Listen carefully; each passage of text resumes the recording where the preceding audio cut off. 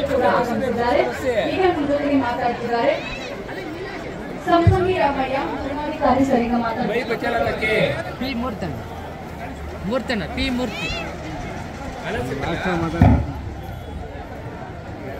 ಅಂಬೇಡ್ಕರ್ ಸೇರಿ ರಾಜ್ಯಾಧ್ಯಕ್ಷರು ಪಿ ಮೂರ್ತಿ ಸರ್ ಮಾತಾಡಬೇಕು.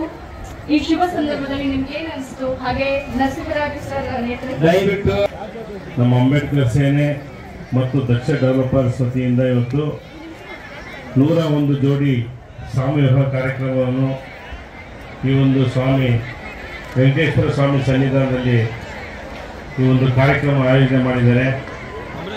ಈ ಒಂದು ಕಾರ್ಯಕ್ರಮಕ್ಕೆ ವೇದಿಕೆ ಬಂದಿರತಕ್ಕಂಥ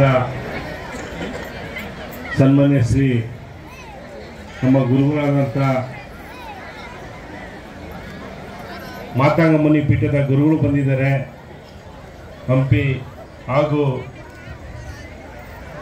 ಮತ್ತು ಇಲ್ಲಿರ್ತಕ್ಕಂಥ ಎಲ್ಲ ಗಣ್ಯಾದಿ ಗಣ್ಯರು ಮತ್ತು ನಮ್ಮ ನರಸಿಂಹಣ್ಣವರು, ಪಿಲ್ಲಾಂಜಿನಪ್ಪನವರು ಮತ್ತು ಎಲ್ಲ ಪತ್ರಿಕೆ ಮಿದ್ದಿಂದವರು, ಮಾತ್ರ ಮಿದ್ದಿಂದವರು ಎಲ್ಲರನ್ನು ಅಭಿನಂದನೆ ಸಲ್ಲಿಸ್ತಾ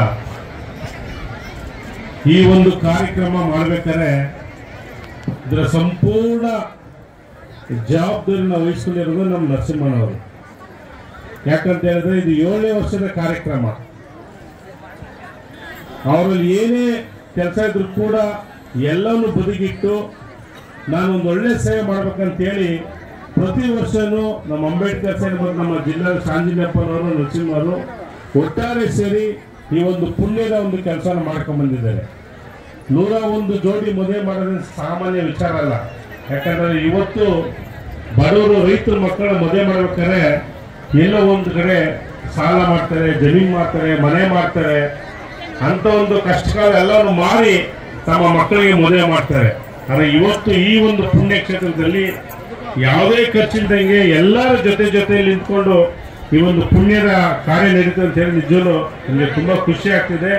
ಹಾಗಾಗಿ ಇಲ್ಲೇನು ಇವತ್ತು ಎಲ್ಲ ಹೊಸದಾಗಿ ನವ ಜೋಡಿ ಮದುವೆಯಾಗಿದ್ದೀರಾ, ನಿಮ್ಮೊಂದು 2 ಮಾತಿನ ಹೇಳ್ತೀನಿ. ಇವತ್ತೇನು ನೀವೆಲ್ಲ ಮದುವೆಯಾಗಿದ್ದೀರಾ, ಇವತ್ತು ಈ ಒಂದು ನಮ್ಮ ವೆಂಕಟೇಶ್ವರ ಸ್ವಾಮಿ ದೇವಸ್ಥಾನ ಪುಣ್ಯ ಸ್ಥಳ ಇದು.